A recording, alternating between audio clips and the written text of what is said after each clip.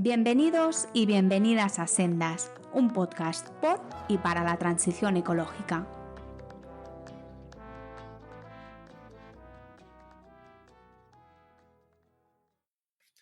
Buenos días, buenas tardes o buenas noches. Soy Pablo Rodríguez Ros y hoy tenemos con nosotros en Sendas a Fernando Maestre. Fernando es investigador distinguido en la Universidad de Alicante, donde dirige el Laboratorio de Zonas Áridas y Cambio Global. Sus méritos investigadores, que no son pocos, le han hecho merecedor de premios como el Premio Importante del Diario de la Información, el Premio Jaume I, categoría de Protección del Medio Ambiente, el Premio a la Academia de Ciencias de la Fundación Pascual Ciencias de la Vida, en la modalidad de investigadores jóvenes, el Humboldt Research Award, el Miguel Catalán para investigadores menores de 40 años, otros como el Distinguished Scientist de la Academia de Ciencias de China. Ha sido nombrado Fellow de la Sociedad de Ecología de América en 2020, pero sobre todo, y es una de las razones por las que a mí me hacía mucha ilusión que viniera por aquí, hace unos pocos días ha sido galardonado con el Premio Nacional de Investigación Alejandro Malaspina, en la edición actual de 2022. Y bueno, y entre otras cosas, una cosa que también es meritoria y yo sé que le hace mucha ilusión es que tiene un jardín con su nombre en Sacs, en Alicante, en su ciudad natal. Hola Fernando, ¿qué tal? ¿Me dejo algo? Hola, ¿qué tal? No, creo que no. La verdad es que sí, has hecho una buena introducción de los distintos reconocimientos que he tenido la inmensa fortuna de recibir. Gracias. Y lo mejor el jardín. Sin duda. Desde luego, para mí todos los premios o reconocimientos son muy importantes. Todos me han hecho muchísima ilusión. Pero bueno, como imagino que los oyentes se podrán imaginar que en tu pueblo, más yo soy una persona muy ligada a mi tierra, muy ligada a mis raíces, muy ligada a mi pueblo.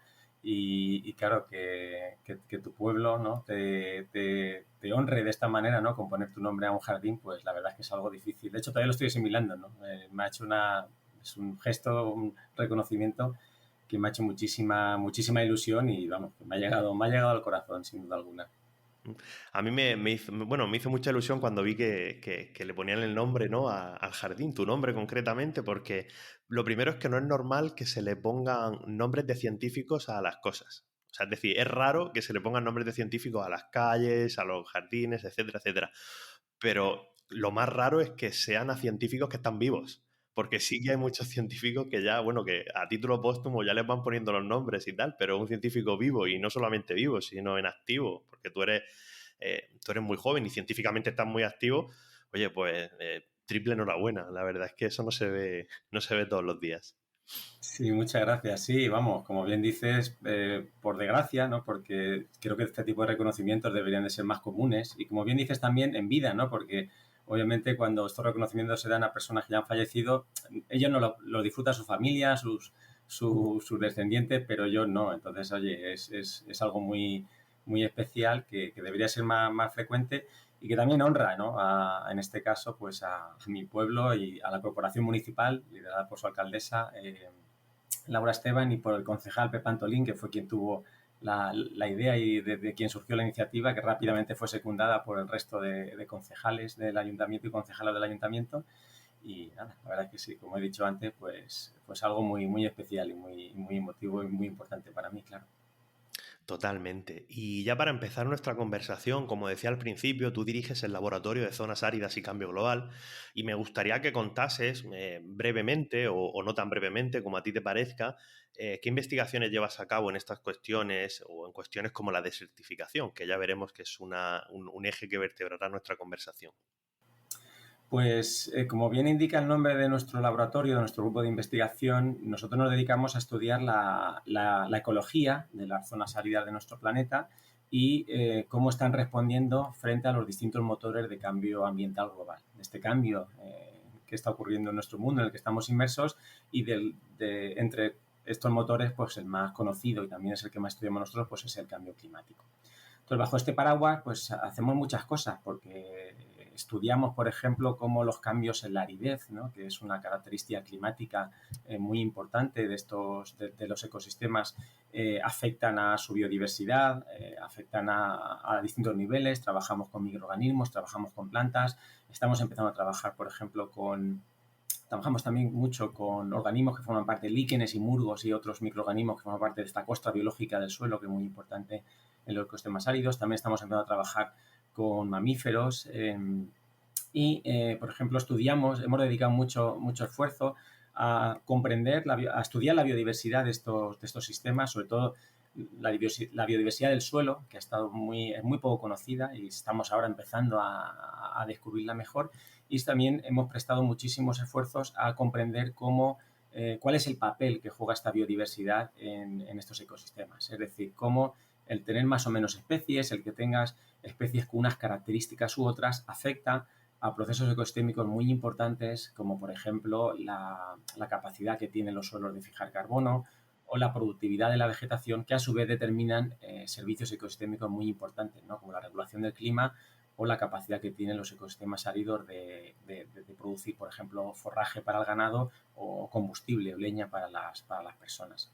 También hemos dedicado muchos esfuerzos y estamos trabajando mucho en intentar comprender, ¿no?, cómo estos motores de cambio global y sobre todo el cambio climático está afectando ya a los ecosistemas áridos y les va a afectar en el futuro. Y para eso, por ejemplo, pues tenemos experimentos que están en marcha ya bastantes años, creo que el más longevo tiene ya unos 15 años, en los que simulamos en condiciones de campo con las condiciones climáticas que va a haber, se prevé que va a haber aquí en la península ibérica para dentro de 30 o 40 años, y vemos las consecuencias de este aumento de temperatura y de los cambios en las precipitaciones en la biodiversidad de estos ecosistemas áridos y en distintos procesos ecosistémicos que dependen de ellos. Y también he mencionado la desertificación, que también es una línea importante de investigación en nuestro grupo, y nosotros estamos, por una parte, intentando comprender mejor el papel de algunos agentes desertificadores muy importantes que hasta ahora apenas se han tenido en cuenta en este debate, en el debate y las investigaciones sobre desertificación, que en países como España han estado muy centrados siempre en aspectos como la erosión del suelo, que es muy importante sin duda, pero que han olvidado otros que son igual o más importantes, por ejemplo, como el uso intensivo de recursos, tanto el suelo pero como sobre todo el agua, por actividades humanas como el regadío intensivo, por ejemplo, que es una actividad que nosotros ahora también hemos incorporado de lleno en nuestra investigación, y estamos estudiando pues cómo actividades como la agricultura intensiva están desertificando algunos de nuestros ecosistemas, y tanto en España como en otros lugares del mundo, y poniendo el foco en estas actividades a la hora de que queremos poner el foco en estas actividades y llevarlas al centro del debate, ¿no?, tanto en investigación como más allá, sobre todo lo que tiene que ver con la desertificación en nuestro país. Y bueno, hacemos muchas más cosas, pero bueno, yo creo que a grandes pinceladas creo que lo podemos dejar aquí, porque si no podríamos estar toda la entrevista hablando de lo que estamos haciendo en nuestra investigación, y bueno, yo creo que es importante que hablemos de otros temas también. No, pero muchísimas gracias. Yo creo que es súper interesante y bueno, cualquiera que tenga interés en todo lo que has ido diciendo, pues seguro que puede navegar a través de vuestros trabajos y de todos vuestros materiales de divulgación, que también hacéis bastantes, y profundizar en las cuestiones. Y yo te quería pedir que, bueno, con tus palabras, aunque no lo digas exactamente, explicases un poco la diferencia entre desertización y desertificación, que esto, los que hemos estudiado esta cuestión, es como lo más básico, ¿no? Pero yo creo que también, sobre todo en nuestro país y concretamente en el sureste, la zona de la que tú y yo somos oriundos, ¿no? Hay mucha confusión entre lo que es la desertificación y la desertización. Y no sé si podrías dar algunas claves. Sí, mira, aquí la respuesta es muy sencilla, es que son sinónimos. O sea, si te vas al diccionario de la RAE, que es, cuando hablamos en castellano como la principal referencia básica, ¿no?, para el uso de nuestro idioma, desertificar y desertizar es lo mismo, son sinónimos, ¿vale? Por consiguiente, no hay distinción entre ambos términos. Ahora bien, es cierto que desertificación es un término, es un anglicismo, que a su vez es un término en castellano que viene de desertification en inglés, que a su vez viene del término francés. Y claro, se ha incorporado recientemente a lo que es el diccionario de la RAE. Si tú miras ediciones de, por ejemplo, los 90 o principios de los 2000, el término aparece como desertización. Pero en la actualidad son sinónimos. O sea, que realmente no hay que buscar una diferencia entre ambos. Cuando hablamos de desertificación o de desertización, si nos atenemos a la definición oficial de Naciones Unidas, que es un poco la que se emplea en el día a día, tanto en investigación como en materia de gestión y de política al respecto, la desertificación es la degradación de la tierra en zonas áridas, semiáridas y seco-subhúmedas, o sea, zonas que tienen un determinado tipo de clima. Y ahora, cuando termina un pequeño inciso para definir estos criterios climáticos que definen qué son las zonas áridas, que se me ha olvidado comentarlo antes. Como decía, la degradación de la tierra en zonas de clima árido, semiárido y seco subhúmedo, causada tanto por la mano del hombre como por los cambios en el clima. Que en el fondo también la mano del hombre, porque el cambio climático en el que estamos inmersos se debe a nuestra propia acción, ¿no? Entonces, hago aquí un inciso. El ámbito de la desertificación está restringido por esta definición a lo que serían las zonas áridas, que son simplemente zonas que tienen un determinado tipo de clima. Que somos oriundos de aquí del sudeste ibérico, lo conocemos bien. Son zonas en las que llueve poco, en las que hay mucha menos disponibilidad de agua comparado con otros tipos de ecosistemas, con otras regiones, y técnicamente para definirlas utilizamos lo que se denomina como el índice de aridez, que es un parámetro climático muy sencillo. Es simplemente la precipitación, o sea, el agua que recibe un determinado lugar por precipitación, y la cantidad de agua que pierde por evapotranspiración potencial, es decir, la cantidad de agua que se pierde por la demanda evapotranspirativa de la atmósfera. Y esto es muy sencillo de entender.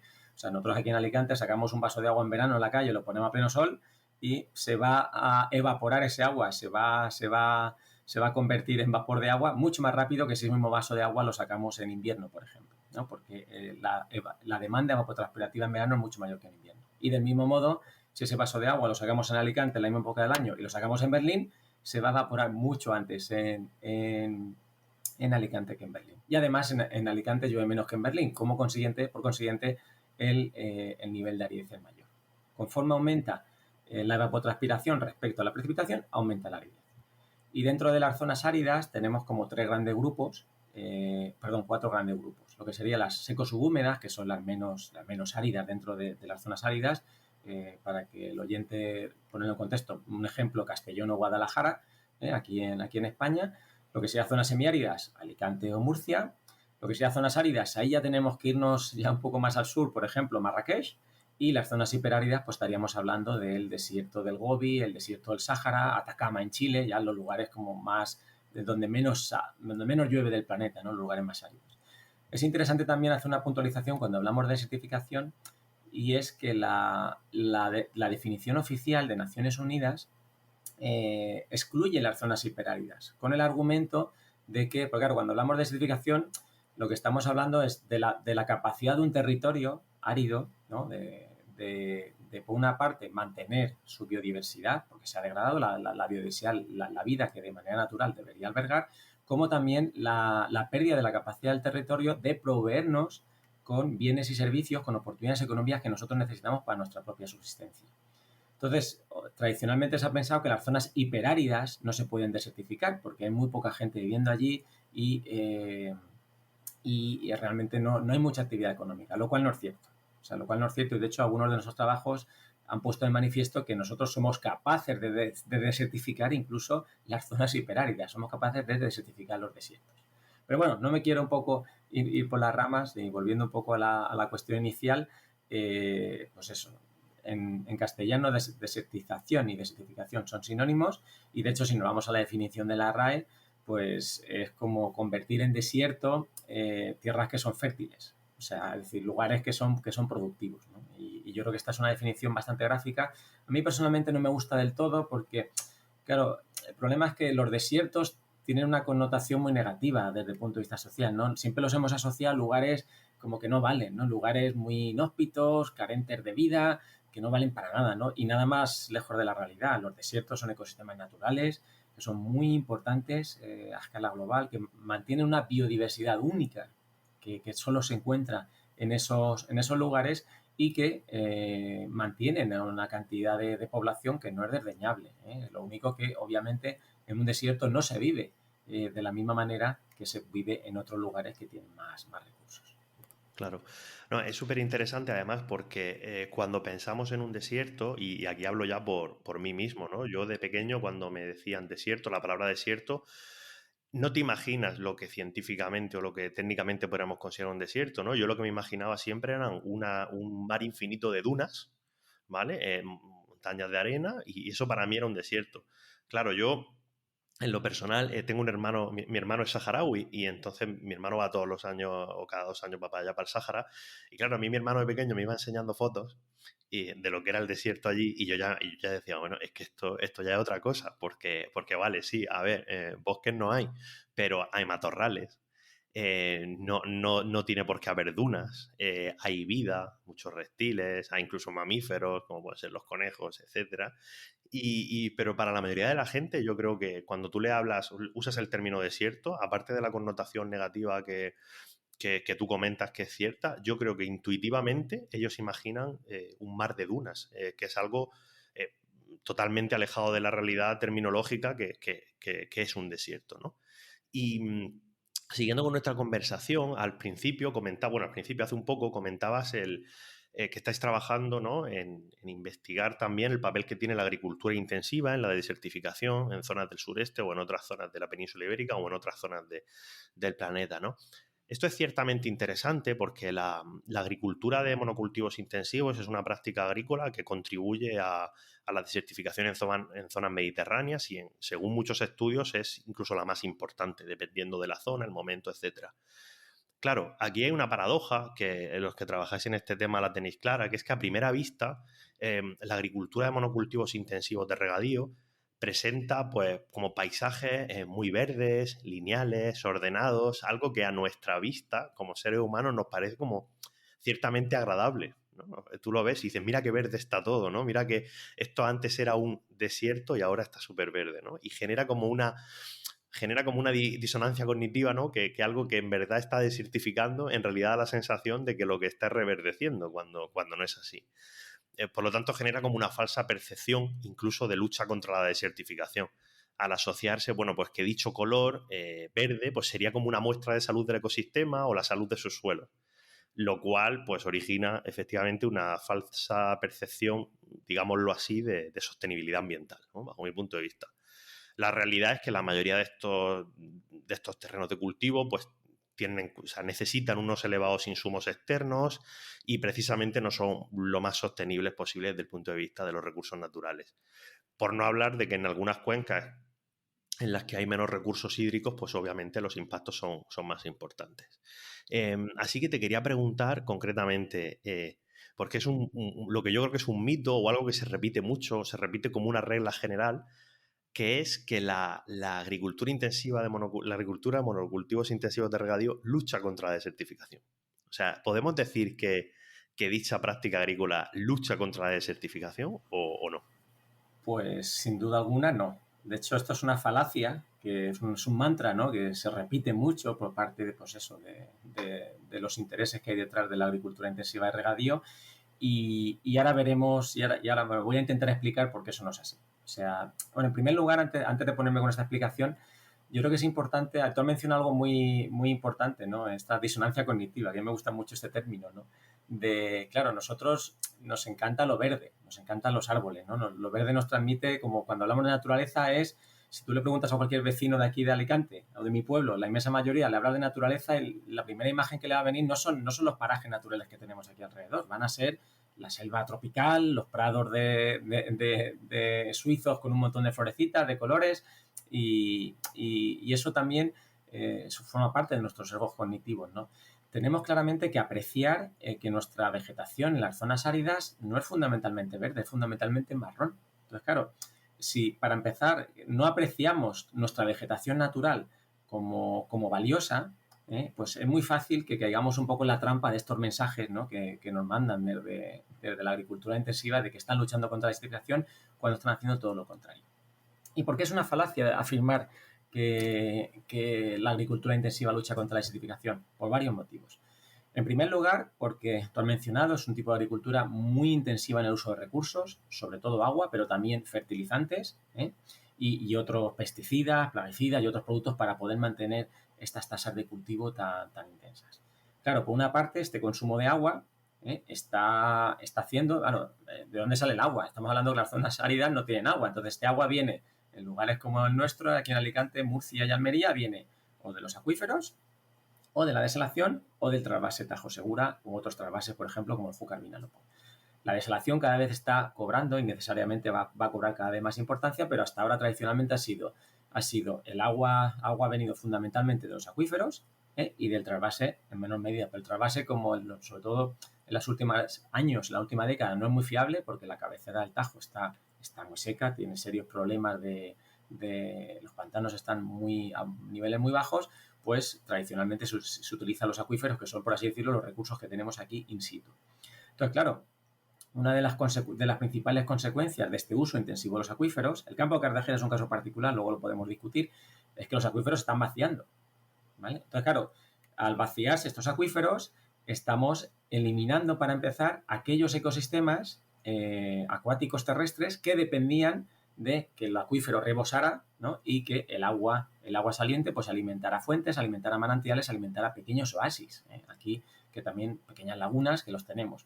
Y tenemos ejemplos paradigmáticos. Por ejemplo, el Parque Nacional Doñana, todos hemos visto este verano, ¿no? Que se ha secado por primera vez en 30 años, la única laguna que ya quedaba de manera permanente, cuando tradicionalmente ha habido muchas lagunas que estaban permanentemente con agua en todo el parque, y esto ha sido fundamentalmente a dos motivos, no solo uno, pero fundamentalmente a dos. Obviamente la sequía no ayuda, pero al uso masivo de las aguas subterráneas por la agricultura intensiva, en este caso la agricultura de fresas y frutos rojos en las inmediaciones del parque, y por la urbanización de Matalascañas. Pero igual que Doñana este año se ha quedado seca, las Tablas de Miel, que es otro parque nacional emblemático, lleva en la UCI décadas debido a las extracciones de agua del acuífero 23, ¿no? El famoso acuífero 23, que es un acuífero inmenso y que lleva sobreexplotado desde hace muchísimo tiempo. Estos son ejemplos paradigmáticos, pues estamos hablando de parques nacionales, ¿no? Los ecosistemas que tienen la máxima figura de protección en nuestro país. Podemos irnos a otros casos que son menos emblemáticos y mucho menos conocidos, por ejemplo, que nosotros hemos estudiado, es como el oasis del río Aguas en Almería, es el único oasis así en la Europa continental que quedaba más o menos como tal, si asumimos oasis como la imagen que tenemos más o menos en los desiertos de verdad, ¿no? Como en el Sáhara, por ejemplo, y este oasis se mantenía por el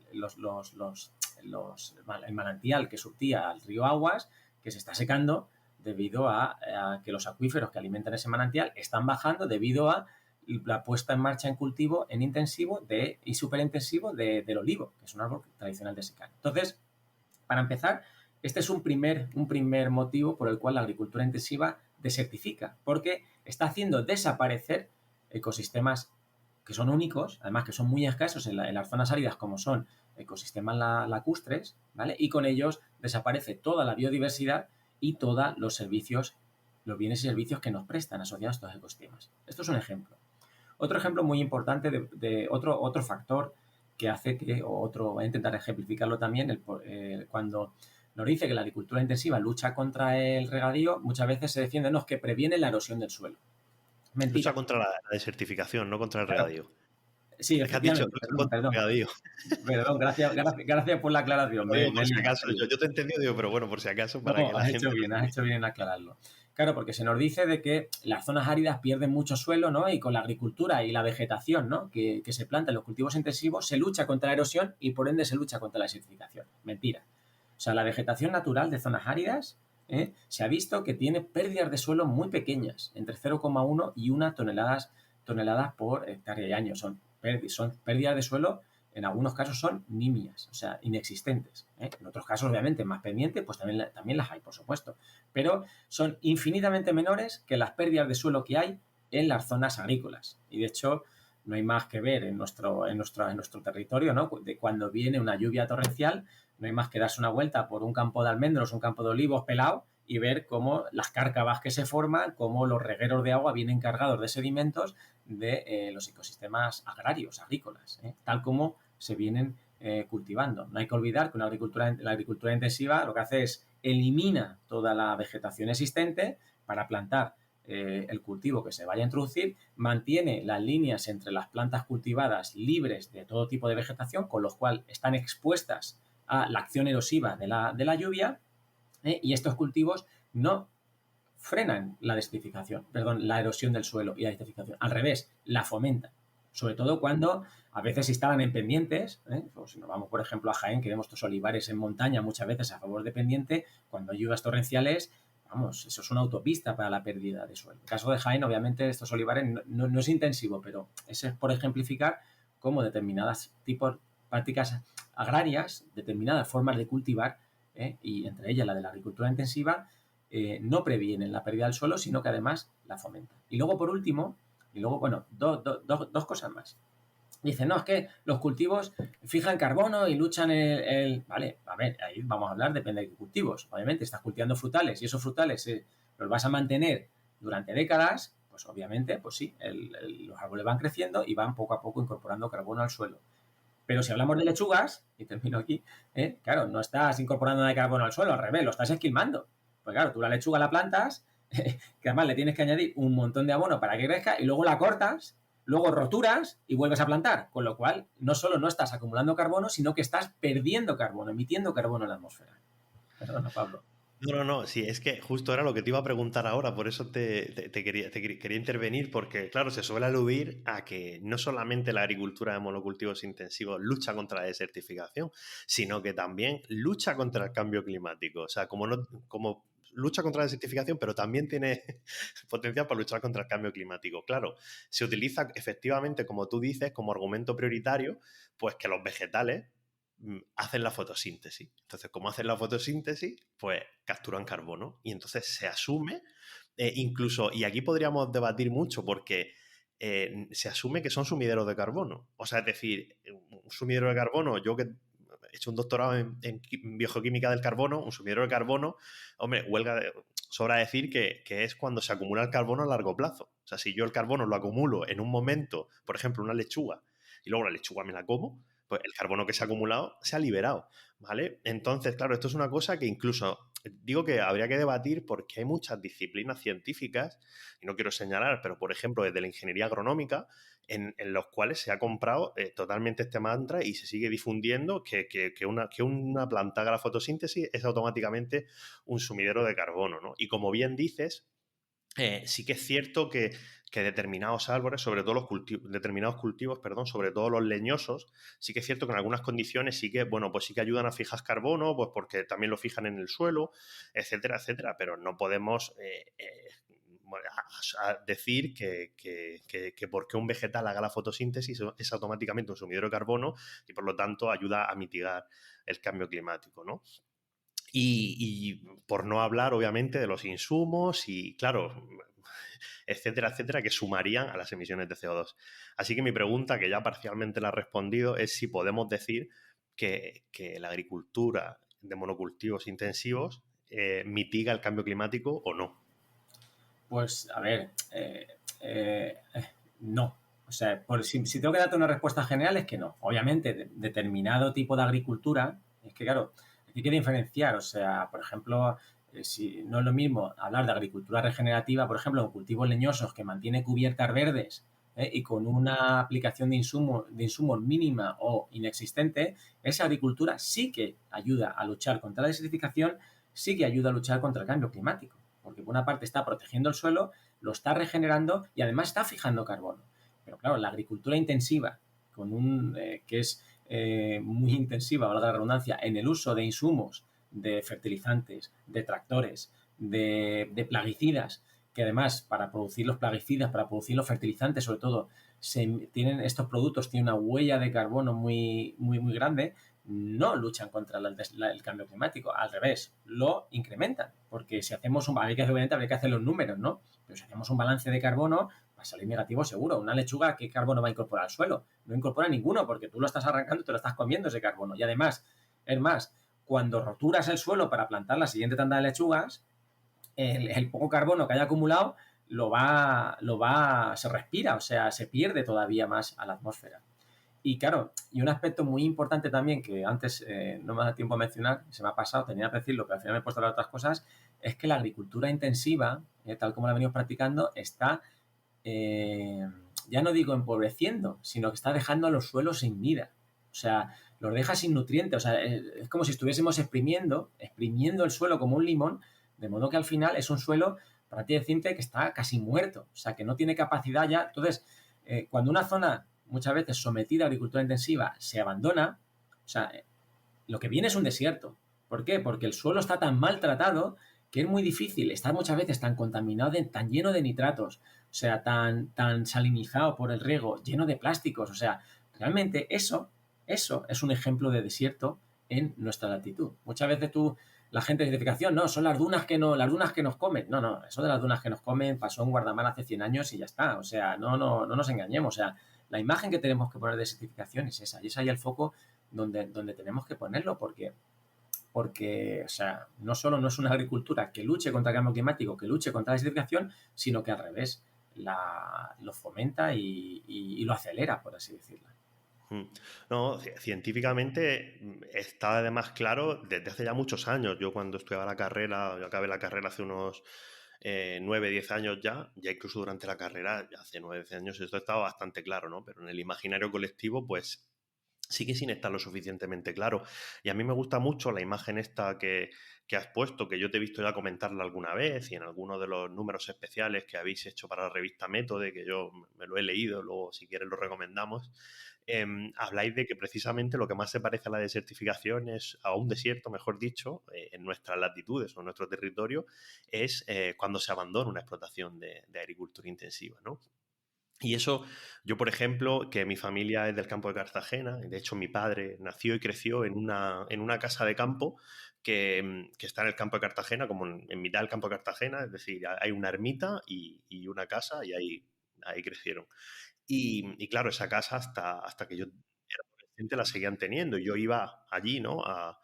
Pues todos los fines de semana y estaba siempre por ahí por el campo. Y cuando digo campo, porque en aquellos momentos eran explotaciones que, te estoy hablando de los 90 y los principios de los 2000, eran explotaciones que habían sido agrícolas en el pasado, pero una agricultura casi de subsistencia, ¿vale? Sobre todo en la posguerra. Bueno, que la gente plantaba y tal, pero claro, ya en los 90, como ya había abundancia, pues esos cultivos, esas tierras ya no se cultivaban. Y alrededor de la casa de mis abuelos, bueno, allí era campo. O sea, había vegetación arbustiva, nadie cultivaba, nadie regaba aquello, ¿vale? Es una zona a la que paso ahora mucho con el coche, cuando voy por allí. Y luego hubo como unos 10 o 15 años de explotación agrícola intensiva. Explotación agrícola intensiva que se fue. Y claro, tú ahora pasas por ahí y es que es literalmente un desierto, pero totalmente, o sea, es decir, totalmente anegado. Y claro, estamos hablando, oye, que cuando yo era pequeño, cuando yo iba ya hace 20 años, 15 años, allí había un ecosistema, allí había o sea, había vida, estaba lleno de pájaros, estaba lleno de fauna, y ahora mismo no hay nada. O sea, es decir, que efectivamente lo digo como un ejemplo que muchos pueden ver con sus propios ojos, que es que literalmente lo que provoca el desierto no es no poner agricultura intensiva, sino precisamente muchas veces determinadas prácticas agrícolas como esta.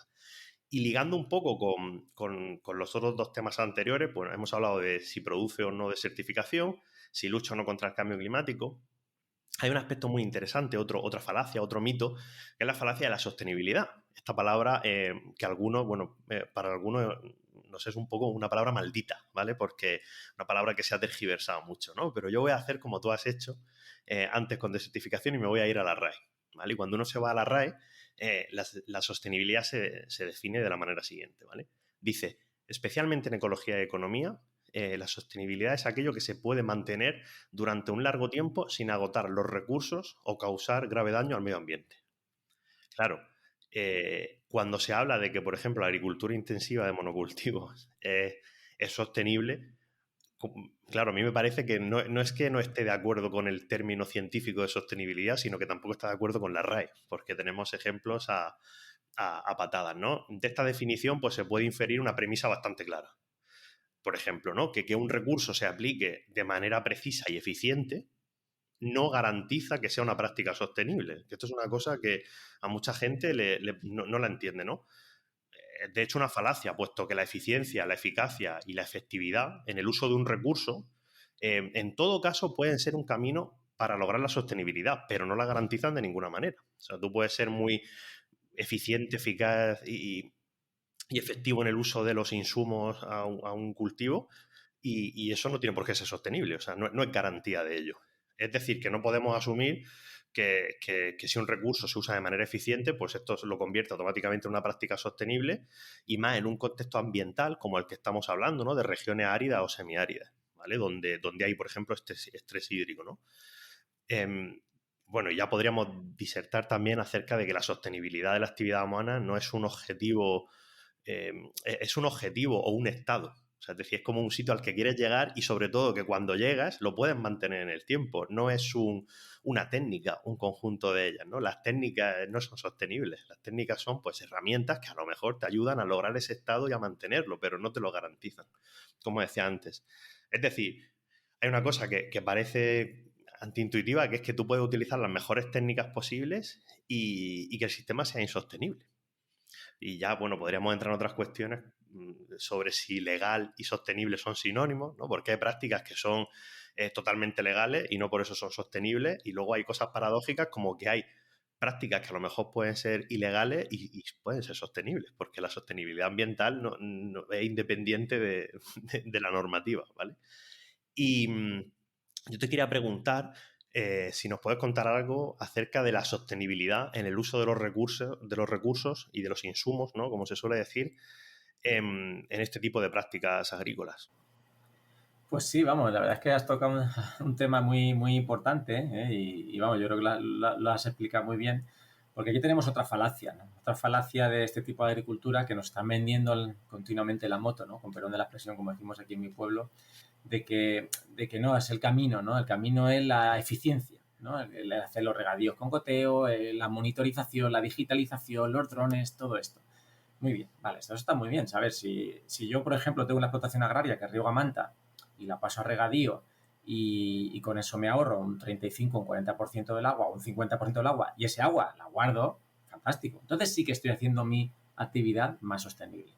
Pero claro, ¿qué es lo que suele pasar en el 99,9% de los casos que se produce esta tecnificación, este ahorro del agua? Porque si yo me ahorro 30 o 40% del agua, como son derechos que tengo, a mí me corresponden tantos hectómetros cúbicos de agua o tanta cantidad de agua, pues pongo en cultivo más para satisfacer, para poder así aprovechar ese agua que tengo y que no la aproveche el de al lado o vete a saber quién la va a aprovechar en el futuro. Por lo consiguiente, mi ahorro no solo es cero, sino que además genero nuevas demandas a futuro. Porque claro, aumenta en este caso la superficie. Y de hecho, con el uso del agua en la agricultura y en general con el uso de los recursos se da una paradoja, que es la paradoja de Jevons. De Jevons, efectivamente, que fue un ingeniero, creo que inglés, de finales del siglo XIX, si no recuerdo mal, que él simplemente predijo algo que se está cumpliendo a rajatabla, que es que conforme aumenta la eficiencia en el uso de un recurso, más usamos de ese recurso. Y es así, o sea, y en la buena agricultura lo estamos viendo continuamente, ¿no? Como este discurso de la eficiencia en aras de una sostenibilidad no se está cumpliendo porque lo estamos aplicando mal. O sea, es decir, tú lo has dicho, o sea, el que seamos más eficientes no tiene por qué hacernos más sostenibles. Nos puede posibilitar el hacerlo, pero claro, todo depende de qué hacemos con el agua que ahorramos y lo que estamos viendo es que el regadío intensivo no para de crecer y además tenemos otra paradoja, que generalmente las épocas de sequía, como la que estamos viviendo en la actualidad en buena parte de España, incentivan el uso del regadío. O sea, es justo todo lo contrario que debería pasar. ¿Por qué? Porque el agricultor lo ve como una solución. Claro, ¿cómo me hago independiente yo del agua que llueve? Poniendo el regadío. Entonces, claro, el problema es que estamos alimentando un monstruo, por así decirlo, que es el regadío, que requiere unas cantidades de agua que cada vez nos cuesta más poder satisfacer, porque es que la superficie no para de crecer. Y sobre todo nos estamos contando con otras paradojas también, que es que estamos cultivos que tradicionalmente han sido sostenibles, por ejemplo, como el olivo, ¿no? En la zona donde somos nosotros, aquí en mi pueblo, tres cultivos tradicionales, el almendro, el olivo y la vid, porque no había que regarlos.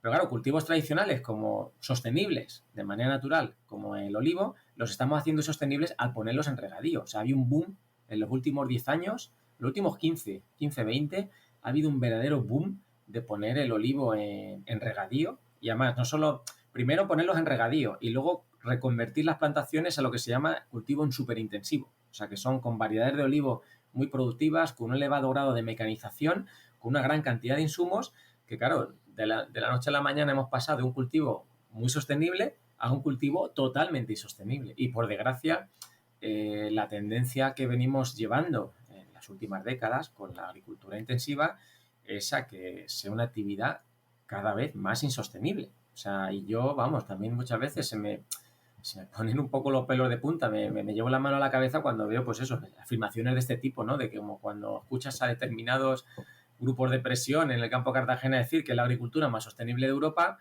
pues no sé, dice, mamá mía, que venga Dios y lo vea. Esto que, ¿cómo pueden decir estas cosas, no? O sea, y tú lo has dicho, o sea, simplemente habría que irse a la definición de la RAE. O sea, ¿cómo puede decir eso con la definición del diccionario en la mano, no?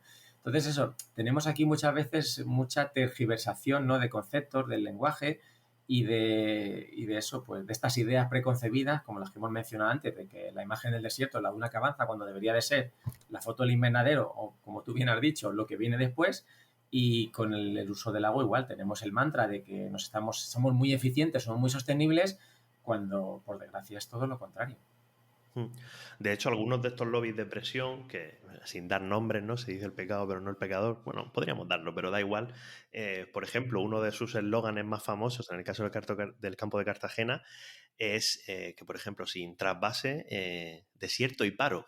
O sea, el eslogan es, si no hay trasvase, hay desierto y paro. Cuando yo lo que estoy viendo es que, bueno, lo que estoy viendo no, lo que científicamente sabemos es que precisamente eso genera desierto y el desierto que van a generar es lo que va a traer paro. O sea, es decir, porque de hecho ya lo estamos viendo. Y si no paro desde el punto de vista profesional, sí que ya estamos viendo, por ejemplo, en el campo de Cartagena, con la crisis asociada al Mar Menor, pues una depreciación de las viviendas, una depreciación que al fin y al cabo es pérdida de riqueza. Y se ha estimado ya en varios, creo que eran 2.000 millones de euros las pérdidas totales en cuanto al valor de las propiedades en esa zona.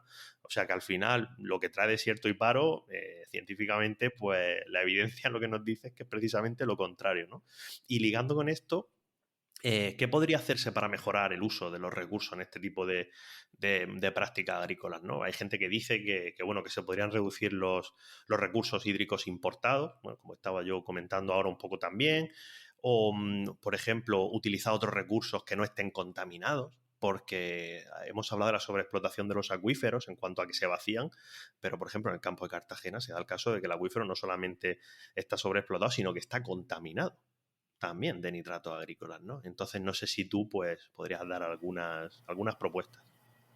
A ver, sí, a ver, yo creo que las propuestas están ahí y están ahí desde hace mucho tiempo. O sea, obviamente yo creo que aquí hay que hacer, bueno, en primer lugar hay que poner encima de la mesa ya dos actividades que de hecho hay una que se está haciendo ya. O sea, una es controlar los regadíos ilegales, porque uno de los principales problemas que tenemos en general, no solo en el campo Cartagena, ¿no? Sino en general en España, es que hay un expolio de agua que, o sea, es muy difícil saber cuánta agua estamos gastando en realidad. Porque hay una cantidad ingente de regadíos ilegales. O sea, entonces lo primero que hay que hacer es poner orden. O sea, que de hecho en el campo de Cartagena yo creo que ahí sí que se están, ¿no? A raíz de cómo ha evolucionado la cosa en los últimos años, ahí sí que se han puesto, por así decirlo, las pilas ya todas las administraciones y yo creo que ya se están clausurando prácticamente todos, o sea, los regadíos ilegales. Entonces, Sí, lo primero acaba es poner orden. Sí, de hecho ahora a final de año se va a salir la noticia ya hoy que para final de este año, de este año 2022, se va a acabar de sancionar y de cerrar todos los regadíos ilegales. Quedan 500 hectáreas ahora mismo solamente.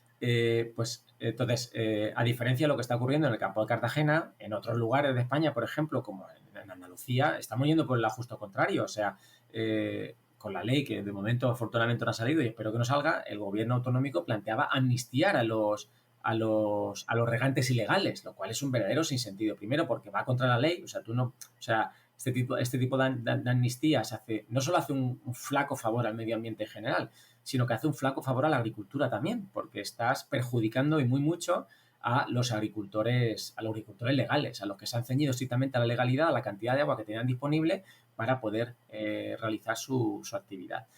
Y luego, claro, este es el primer paso. O sea, el primer paso es, tenemos que poner orden, claramente hay que clausurar todo el regadío ilegal y redimensionar. Y de la mano de esta ordenación de los regadíos, tenemos ya que empezar a redimensionarlos. Es decir, ya tenemos que poner encima de la mesa un tema que ha sido tabú hasta ahora, que es limitar el regadío. Incluso a día de hoy, los nuevos planes de cuencas hidrográficas en la mayor parte del país proponen la ampliación del regadío y en muchos foros se habla de que hay que ampliar el regadío como la solución a todos los males de España, ¿no? Yo recuerdo no hace mucho una conferencia de plenaria, creo que era de Luis Rivero, hablando de que poco menos que la solución a todos los males del país era aumentar la superficie de regadío en un 50%. La cuestión es, bueno, a ver, ¿vale? O sea, ¿de dónde va a salir el agua, no? O sea, es decir, O un 60, o un 60. sí, claro, ¿no? Si por decir, vamos, o sea, sí, claro, o sea, desde luego para las constructoras sería eso en maná, o sea, imagínate, ¿no? ¿De dónde va a salir el agua? No, del norte, traerla al sur, pues claro, imagínate, o sea, un verdadero disparate. En fin, o sea, que claramente esto es algo fundamental. Obviamente, lo primero es empezar a controlar la demanda, ¿eh? Porque, claro, también tradicionalmente la política en general, la política hidráulica en España se ha basado casi exclusivamente en el control de la oferta. Es decir, para intentar satisfacer la demanda, que además nunca se puede satisfacer, porque de esto también aquí muchísimos estudios, una cuestión socioeconómica, o sea, la mera perspectiva de que puede haber agua automáticamente aumenta la demanda. De modo que nunca se cubre la demanda. Yo vivo en Alicante, tú eres de Murcia y aquí continuamente, pues os comentaba antes, ¿no? Sin trasvase, hambre y paro, desertificación y desierto y paro. Aquí continuamente hace falta más agua, agua para todos, siempre este discurso victimista. Y a ver, con el tema del trasvase, o sea, señores, aquí no se trata de si bajamos el caudal ecológico, si la ministra de turno o el ministro de turno, si va en contra de nuestra región, si no, que sencillamente no hay agua que trasvasar. O sea, no hay agua que trasvasar en la cantidad que requieren los agricultores. Entonces, esto lo utilizo para intentar engarzar con mi siguiente argumento, que es, primero, ya tenemos que empezar a olvidarnos de las fuentes que hemos venido utilizando tradicionalmente, acuíferos y trasvases en muchos lugares. Los acuíferos, como bien han mencionado, o porque están sobreexplotados o porque están contaminados, que este es un problema también muy serio que tampoco hemos tocado hasta ahora, y el trasvase, porque sencillamente dentro de 20 años, ¿qué agua va a haber para trasvasar? O sea, entonces, claro, como tú has generado tanta demanda que depende del trasvase, tú imagínate, si ahora mismo recibes 20, por poner una cifra, y luego te van a recibir 2, ¿cómo se van a repartir esos 2? Imagínate los problemas que va a haber, a ver qué regadíos se van a regar, ¿no? Pero claro, eso tenemos que empezar a ser conscientes de que tenemos que empezar a sostenernos más con recursos propios y menos con recursos importados. Entonces, tenemos, por ejemplo, que empezar a utilizar mucho más en la agricultura el agua reciclada, reutilizada, por ejemplo, procedente de las depuradoras. Hay que hacer las mejoras en las depuradoras necesarias para que ese agua se pueda reutilizar en la agricultura, que hasta ahora el grado de reutilización en España es muy escaso, ¿eh? Y, obviamente, nos guste o no, o sea, quieran los agricultores o no, cada vez más vamos a utilizar agua desalada en lugares como Alicante y Murcia y Almería, sencillamente porque no va a haber otras fuentes de agua disponibles y hay que ver la manera, obviamente, tenemos que avanzar en la descarbonización de la energía necesaria para desalar ese agua y mejorar la infraestructura necesaria para poder llevar ese agua donde se necesite. Pero todo esto no va a servir de nada si no empezamos a limitar la demanda. Vamos, a mí me gusta poner, ¿de qué sirve cultivar como estamos cultivando para que los alemanes tengan sandías en verano más baratas que nosotros aquí en España, si luego dentro de 20 años no van a poder tener nosotros sandías porque va a valer a 4 euros el kilo porque no va a haber agua, ¿no? Tú lo has mencionado antes, o sea, esto es como ir en un coche a 120 y tener un accidente. No es lo mismo tener un accidente a 120 que tenerlo a 40 o a 50 por hora. Entonces, si sabes que te vas a estampar, entre comillas, con perdón de la expresión, porque te vas a quedar sin agua, pues mejor ir adaptándose poco a poco a que no llegue un momento que diga, nos hemos quedado sin agua y el sistema colapse. Pues claro, hay un riesgo real de que el sistema colapse porque ha crecido tanto, necesita tanta agua para mantenerse, que en el momento que ese agua no se pueda proporcionar, el sistema colapse. Y cuando tú has dicho, en ese momento sí que vamos a tener desierto y paro. Claro, a mí me gusta mucho esta reflexión porque me recuerda a hace poco una entrevista que le hicieron al director de la Estación Biológica de Doñana, que él, para resumir la situación, para mí dio, bueno, el mejor eslogan, podríamos decir, incluso político, acerca de esta cuestión que he leído yo. Que él, hablando de lo que está sucediendo en Doñana, ¿no? Con la fresa, etcétera, etcétera, él al final dijo, si seguimos así, ni Doñana ni fresas. Claro, ¿no? A mí me parece el resumen perfecto, ¿no? Y en el caso del campo de Cartagena, pues si seguimos así, ni lechugas ni mar menor, ni sandías, como tú decías ahora, ni mar menor. O sea, es a eso a lo que vamos. O sea, aquí da la sensación a veces de que yo insisto mucho en que sin medio ambiente no hay economía y no al revés, ¿no? Da la sensación de que la gente que busca el cortoplacismo en el beneficio económico, en maximizarlo, pues lo que quieren es como, bueno, yo quiero maximizar mi beneficio a costa del medio ambiente porque, bueno, luego el medio ambiente ya se regenerará o lo que sea. Claro, lo que no se dan cuenta es que como se cargan el medio ambiente, no solo se están cargando el medio ambiente, es que se están cargando su propio negocio, ¿no? Que es lo que está pasando en el campo de Cartagena. Y aquí hay un elemento muy interesante que has ido introduciendo tú a lo largo de tu argumentación, que es que con respecto al tema del agua, es que, claro, no podemos olvidar que vivimos en un contexto de cambio climático y que los recursos hídricos ya estamos viendo que van a seguir siendo menguantes. Entonces, si cada vez hay menos agua, a mí me parece una cosa increíble, que es que, por ejemplo, ¿no? Hablando de la paradoja de Jevons, vale, yo podría entender, ¿no? A veces que se diga, como cada vez soy más eficiente en el uso de agua, no me recorte el agua, ¿vale? Es decir, mándame la misma. Pero curiosamente se pide más. Es que es una cosa que a mí me alucina, digo, o sea, lo que tú dices, Jevons puro, pero claro, la diferencia de Jevons, o sea, es decir, el agravante, mejor dicho, es que cada vez hay menos de ese recurso. O sea, es decir, te haces más eficiente en un recurso del que cada vez hay menos y lo que haces es pedir más. Es como una... Bueno, esto se conoce, esto es un feedback, es una retroalimentación negativa del libro que al final lleva, pues efectivamente, a que ni doñana ni fresas, ni sandías ni mar menor, y no es una cuestión de elegir, es que hay que cuidar las dos cosas y hay que buscar pues, la manera de que eso concilie. Ya llego, como te decía, esto es una reflexión que es un poco más, más política o más de debate público. Y me gustaría preguntarte, a nivel político, ¿qué medidas crees tú que se pueden tomar desde los distintos niveles, ¿vale? Alguna que se te ocurra, tanto municipal, autonómico, estatal, europeo, internacional, porque bueno, tenemos que tener en cuenta que Naciones Unidas tiene una convención, que es la Convención de Naciones Unidas para la Desertificación.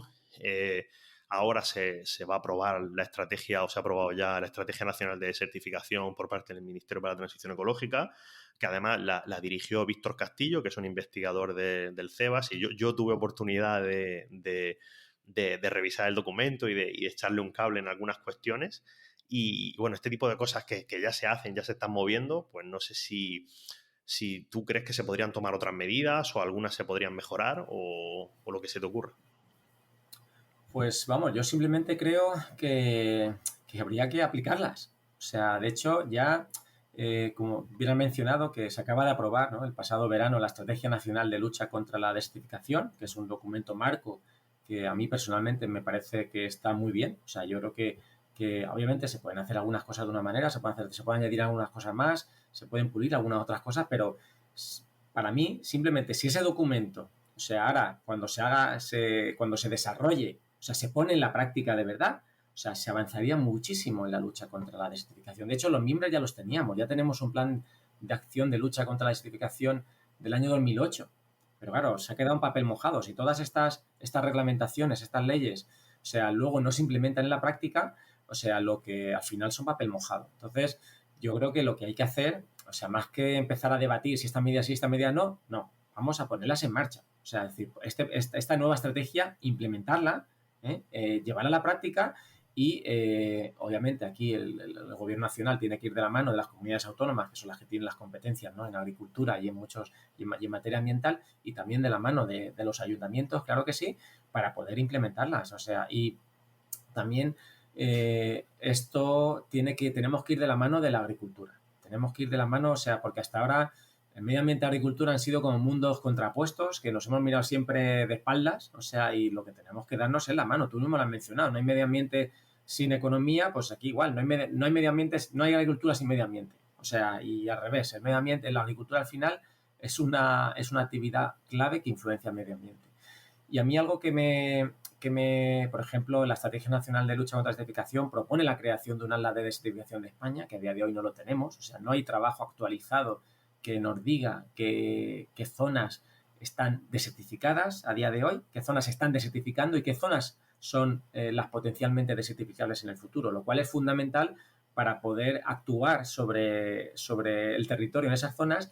Y tampoco conocemos muy bien, no es que los conocemos, o sea, conocerlo lo conocemos, la cuestión hay que ponerle números, ¿no? O sea, sabemos, por ejemplo, que la agricultura es un motor de desertificación. Ahora hay que ponerle números, o sea, hay que poner números a, pues eso, a la caída en el nivel de acuíferos, a la contaminación, a cruzarlo con indicadores socioeconómicos, que esto también hablamos mucho, ¿no? Esto es otro tema que tampoco hemos hablado, no hemos tocado, pero que también es muy interesante, ¿no? De cuando hablamos de que sin trasvase, desierto y paro, Pues bueno, la tenemos trasvase y llevamos muchos años de regadío y estas zonas posiblemente no tienen, no digamos que tienen pleno empleo, ¿no? Porque además son de las más pobres de España, por renta per cápita cuando hablamos. Algo está pasando con esa riqueza que genera este regadío que desde luego no se está repartiendo entre la población. O sea, estará en algún sitio, pero de luego no en la población.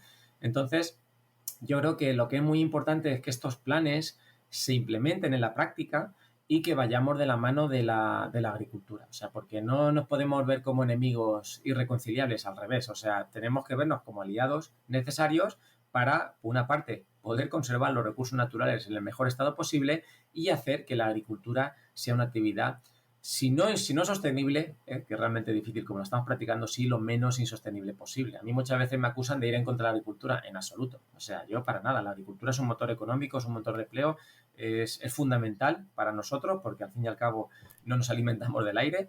Pero claro, yo lo que quiero es que haya agricultura a día de hoy, pero que la haya también dentro de 30, 40 y 50 años. ¿Qué sentido tiene que, como has dicho, por maximizar el beneficio a corto plazo, tengamos estos sistemas tan productivos ahora, pero con una riqueza que no se reparte bien, pero que luego eso dentro de 20 años desaparezca? Y otro tema muy importante, que mucha gente no es consciente, que cuando hablamos de la agricultura intensiva en lugares como el campo de Cartagena, no estamos hablando del agricultor que tiene su parcela, estamos hablando de grandes fondos de inversión y multinacionales, o sea, que están explotando el territorio al máximo y que una vez que exploten el campo Cartagena no tengan los recursos que necesitan, se irán a Marruecos, se irán a Senegal o se irán a otros sitios a poder seguir con la misma música, ¿no? Entonces, esto es algo también muy a tener en cuenta. Entonces, yo básicamente creo que lo que tenemos que hacer es los planes, las reglamentaciones que tenemos, implementarlas y la ley que tenemos a día de hoy, la normativa, la directiva marco de aguas, ¿no? Que no se está cumpliendo, cumplirla.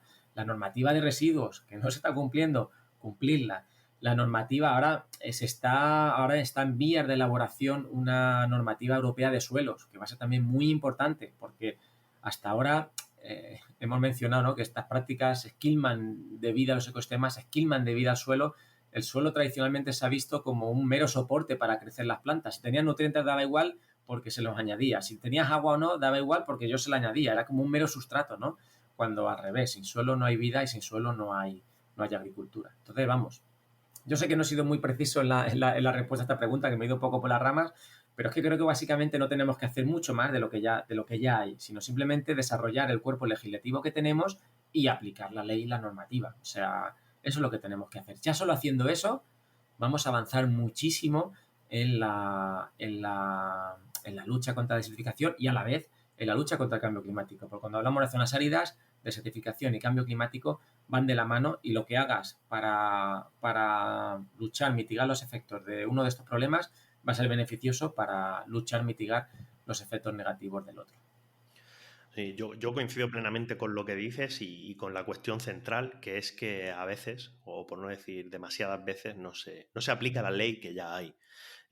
Aquí contaré una anécdota personal. Yo he estado trabajando con la cuestión del Mar Menor y el campo de Cartagena desde el Ministerio de la Transición Ecológica y bueno, cuando hace ya un año y medio, cuando yo llegué por allí, me acuerdo que tuvimos una reunión para analizar el problema desde un punto de vista multidisciplinar, es decir, ¿no? Nos juntamos un equipo de gente pues que unos sabíamos más de ciencia y medio ambiente, otros sabían más de temas jurídicos, etcétera, etcétera, ¿no?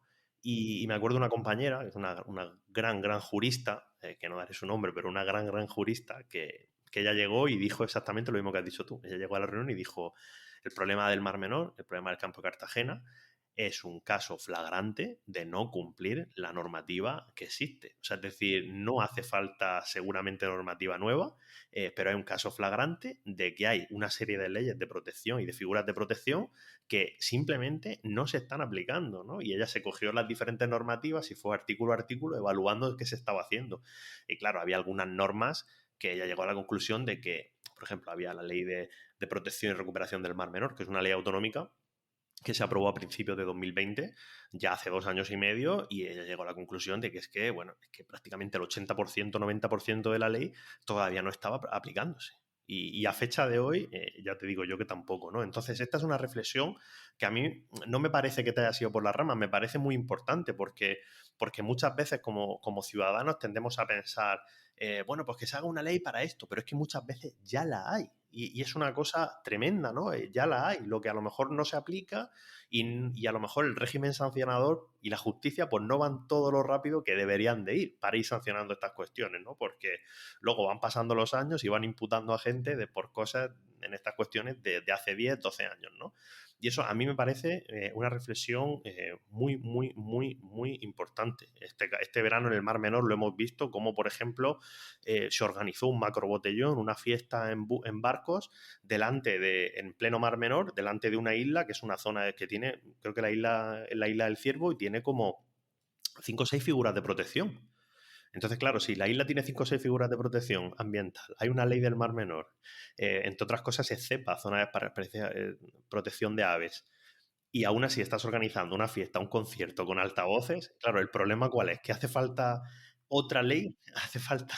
O sea, pues no, el problema no es ese, el problema es que no se aplica, ¿no? Y los que tienen que aplicar la ley, pues sobre ellos también hay que poner mucho, mucho el foco. No hablemos ya de otro aspecto que has mencionado antes muy interesante, que es en el caso de Doñana, que no simplemente no es que no se cumpla la ley, sino que se quiere hacer una ley de amnistía, o sea, es decir, a la gente que lo ha estado haciendo mal y ha estado sobreexplotando los acuíferos, perdonarles jurídicamente o legislativamente al menos a través de una norma para decir, no, bueno, sí, esta gente está sobreexplotando, pero bueno, no lo sabían, cuando es mentira, por supuesto que lo sabían, ¿no? Y vamos a perdonarles y no solamente les perdonamos, sino que sigan haciendo lo mismo. O sea, es Claro, decir, es que además eso genera dos problemas. O sea, por una parte, el flaco favor, como menciona, que se hace mediamente, y luego que estás alentando este tipo de conductas.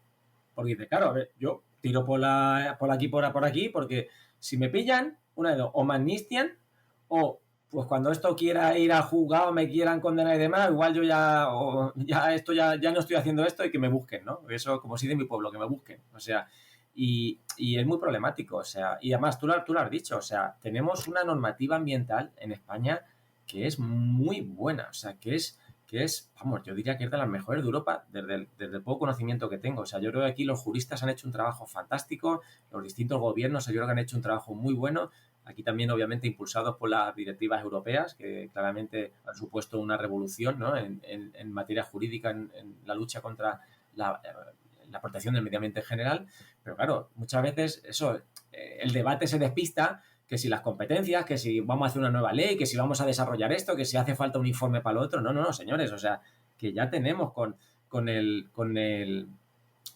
cuerpo jurídico que tenemos en la mano, vamos a implementarlo. Obviamente, claro, ¿cuál es el problema? Que posiblemente haya que retocarlo, por supuesto, pero claro, el camino se hace andando. Si tú no lo implementas, si tú no empiezas a echarlo a andar y ves en qué aspectos es mejorable, pues claro, ahí es cuando realmente hacen falta a lo mejor pequeñas modificaciones para mejorar su aplicación en el día a día, pero apliquémoslo, señores. O sea, es que si no aplicamos la ley, o sea, directamente no vamos a avanzar nada.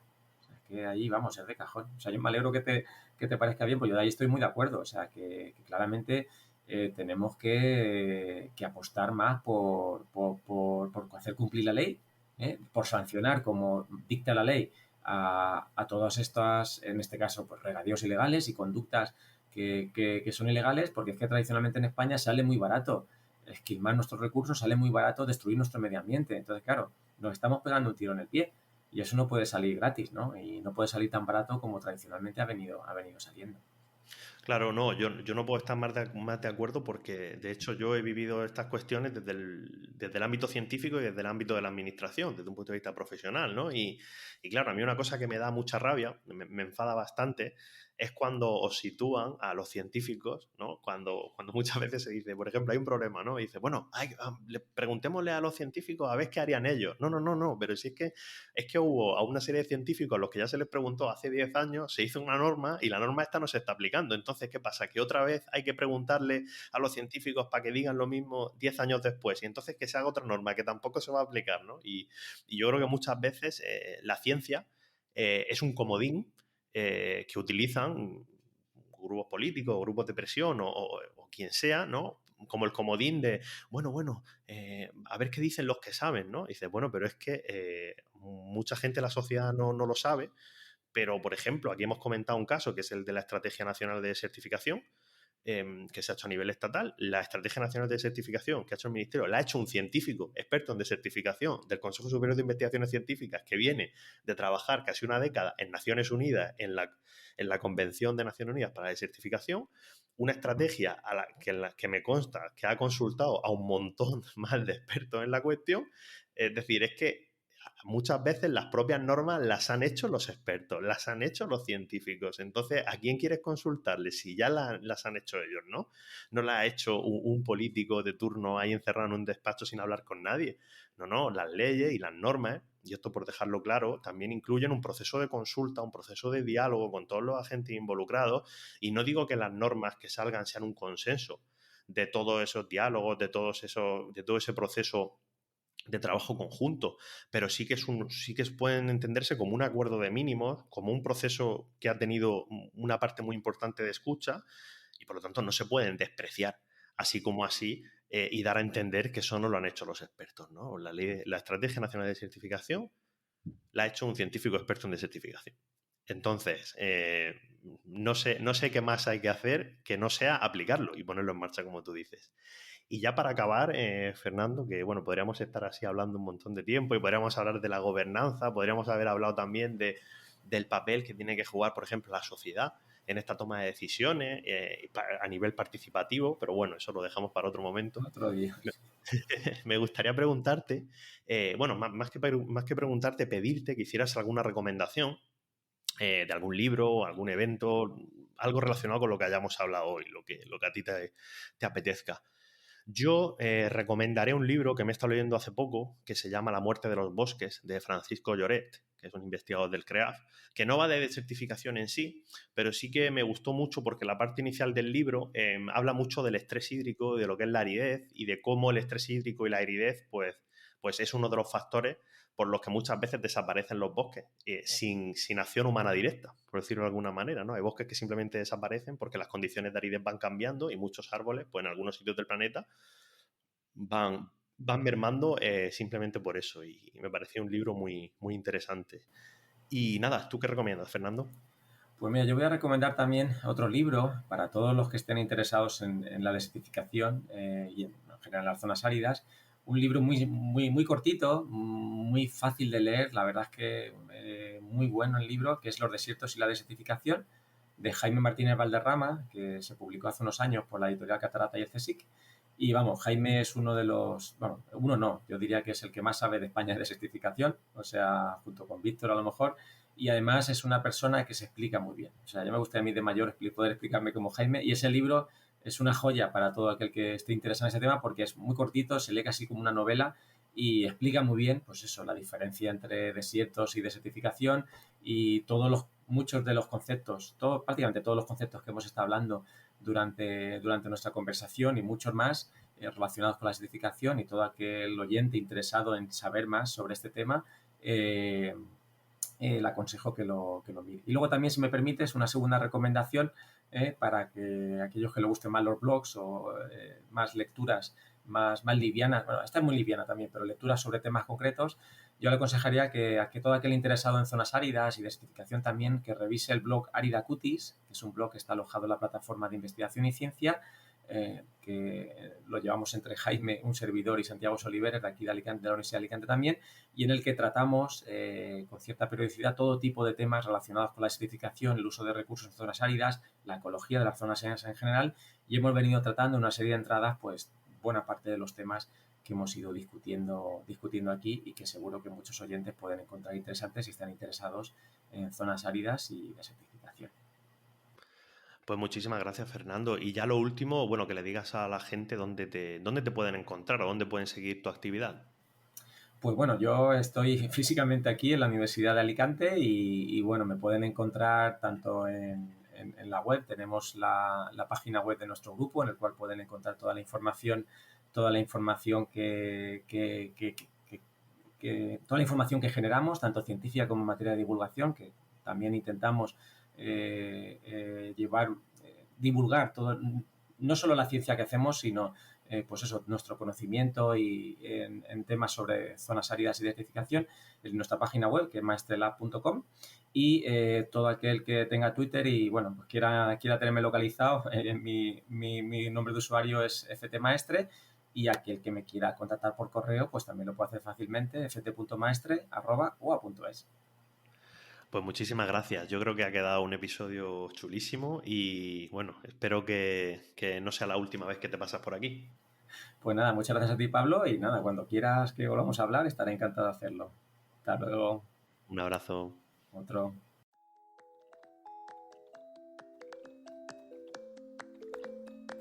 Ya puedes escuchar Sendas en las principales plataformas de podcast y no olvides seguirnos en @sendaspodcast en Twitter e Instagram.